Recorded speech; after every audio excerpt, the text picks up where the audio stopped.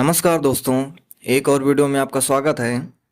इस वीडियो में हम लाभ और हानि के क्वेश्चन सॉल्व करेंगे। तो चलिए वीडियो को शुरू करते हैं।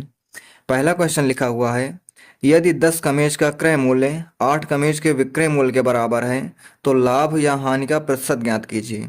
क्वेश्चन लिखा हुआ है कि 10 कमेज का जो क्रय मूल्य है यानी कि 10 CP वो क्या है, 8 कमेज के विक्रय मूल्य यानी कि SP के बराबर है। ये क्वेश्चन में कंडीशन दी हुई है। तो यहाँ पर क्या करेंगे, हम CP अपान SP निकाल लेंगे।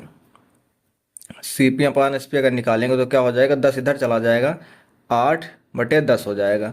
इसको अगर हम काट देते हैं तो कितना हो जाएगा, 4/5। 2 से दोनों को काट देंगे तो 4/5 हो जाएगा।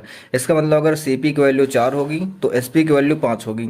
तो यहाँ पर प्रॉफिट कितने का हो जाएगा, 4 में अगर सामान खरीदी गई है, 5 में बेची गई है तो प्रॉफिट 1 रुपये का हुआ। प्रॉफिट हुआ तो हमेशा हमें प्रॉफिट का परसेंटेज निकालना होगा। प्रॉफिट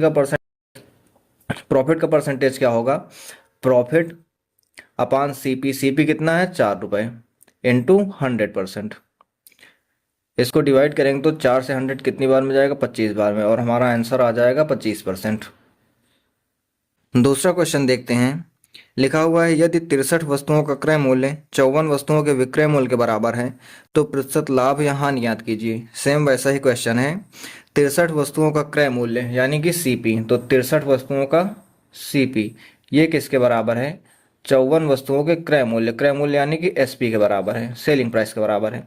यहाँ पर भी हम वही करेंगे, CP अपान SP निकाल लेंगे। CP अपान SP कितना हो जाएगा, ये 63 इधर चला जाएगा तो हो जाएगा 54/63। इसे हम 9 से डिवाइड कर देते हैं तो 9 छक 54 और 9 सत्ते 63, ये कितना हो जाएगा, 6/7। इसका मतलब अगर CP 6 रुपये है तो SP कितना हो जाएगा, 7 रुपये। अब 6 रुपये में सामान खरीदी गई है और 7 रुपये में बेची गई है तो यहाँ पर प्रॉफिट कितने रुपए का है, प्रॉफिट है यहाँ पर 1 रुपये का। तो प्रॉफिट का परसेंटेज कितना हो जाएगा, 1 अपान CP लिखेंगे। CP कितना है, 6 रुपये है, इंटू 100%। इसको सॉल्व करेंगे, 2 से अगर काटते हैं तो 3 आ जाएगा, 2 से काटेंगे तो 50 आ जाएगा, 50/3। या फिर इसको हम लिख सकते हैं 16 सही 2/3। इतने परसेंट हो जाएगा क्या, प्रॉफिट की वैल्यू। ये इस क्वेश्चन का आंसर हो जाएगा। तीसरा क्वेश्चन देखते हैं। लिखा हुआ है, एक व्यक्ति ने कुछ फल 30 रुपये में 14 की दर से खरीदे और उन्हें 20 रुपये में 7 की दर से बेच दिए। उसका प्रतिशत लाभ ज्ञात कीजिए। तो यहाँ पर दो चीज़ें दी हुई हैं। पहला तो यहाँ पर रुपए दिया हुआ है और दूसरी चीज़ क्या है, क्वांटिटी दी हुई है। पहली कंडीशन है कि उसने 30 रुपये में 14 फल खरीदे। ये तो खरीदे की कीमत है, मतलब ये क्या हो जाएगा, CP कॉस्ट प्राइस हो जाएगा। दूसरी कंडीशन में आगे लिखा हुआ है कि 20 रुपये में 7 फल बेचे, ये क्या हो जाएगा, सेलिंग प्राइस यानी कि SP हो जाएगा। अब देखो यहाँ पर जो व्यापार हुआ है, 14 और 7 फल एक ही बराबर नहीं, इसे हमें बराबर करना होगा। तो क्या करेंगे, हम नीचे वाले में 2 से मल्टीप्लाई कर देंगे और ऊपर वाले में ऐसे ही रहने देंगे। तो कितना हो जाएगा, 30 हो जाएगा, और यहाँ पर कितना हो जाएगा, 14 हो जाएगा। नीचे देखते हैं तो 40 हो जाएगा और कितना हो जाएगा, 14 हो जाएगा। तो अब देखो दोनों में व्यापार कितने फलों पे हुआ है, 14 फलों पे हुआ है। यहाँ पर बराबर नहीं था तो पहले हम इसको बराबर करेंगे। तो दोनों में व्यापार अब यहाँ पर 14 फलों पे हुआ है।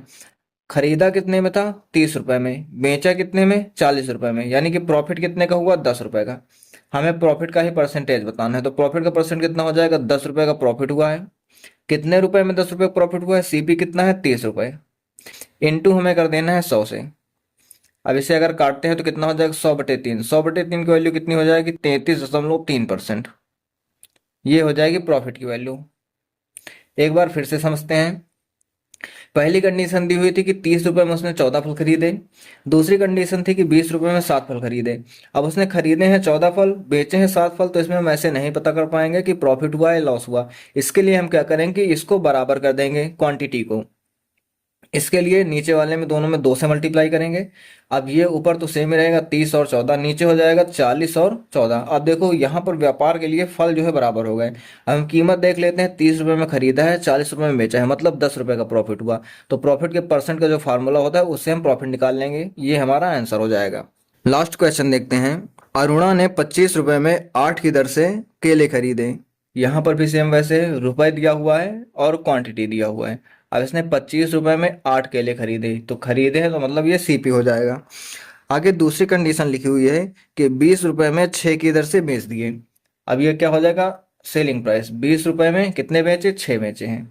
हमें बताना है लाभ या हानि कितनी हुई है। तो अब यहाँ पर भी वैसा ही है, खरीदे उसने 8 हैं, बेचे 6 हैं, तो पहले हम इनकी क्वांटिटी को बराबर करते हैं। इसके लिए क्या करेंगे, इन दोनों का एलसीएम होता है 24, तो इसको हम 24 बना देंगे दोनों को। यहाँ पर 24 बनाने के लिए 3 से मल्टीप्लाई करेंगे और यहाँ पर हम 4 से मल्टीप्लाई करेंगे, इधर भी 4 से मल्टीप्लाई करेंगे और यहाँ पर 3 से मल्टीप्लाई करेंगे। तो अब नई कंडीशन दोनों की क्या बन जाएगी, ये 25 या 75 हो जाएगा, ये 8 तो 24 हो जाएगा, नीचे 20 चौक 80 हो जाएगा और 6 चौक 24 हो जाएगा। अब यहाँ पर देखो जो फल की क्वांटिटी है, केलों की क्वांटिटी है, वो बराबर हो गई, यानी कि व्यापार जो हुआ है वो 24 फलों पे हुआ है। 75 रुपये में खरीदे गए, 80 रुपये में बेचे गए हैं, मतलब 5 रुपये का प्रॉफिट हुआ।